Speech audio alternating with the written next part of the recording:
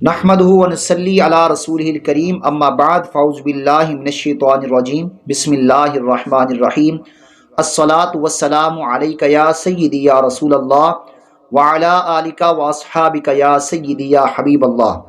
نماز کے متعلق ایک سوال پیدا ہوا کہ سائل نے سوال کیا کہ نماز جو تین نمازیں ہیں یعنی مغرب، عشاء اور فجر، اس کی اول دو رکعتوں میں بآواز بلند تلاوت کی جاتی ہے جب جماعت ہوتی ہے، اور نفل میں کیوں نہیں تلاوت کی جاتی اور باقی دو نمازوں میں بلند آواز سے تلاوت کیوں نہیں کی جاتی؟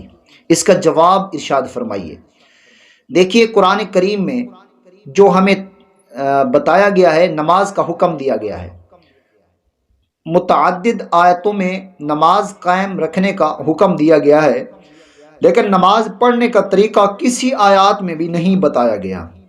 نماز پڑھنے کا طریقہ ہمیں آقا علیہ السلام نے بتایا ہے حدیث مبارکہ کی روح سے۔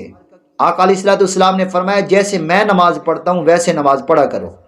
تو آقا کریم علیہ السلام مغرب کی اول دو رکعات میں جب جماعت کراتے تو بلند آواز سے قرات کرتے، عشاء میں بھی ایسے اور فجر میں بھی ایسے، اور جمعہ کی دو جو رکعتیں ہیں ان میں بھی بلند آواز سے قرات کی جاتی ہے۔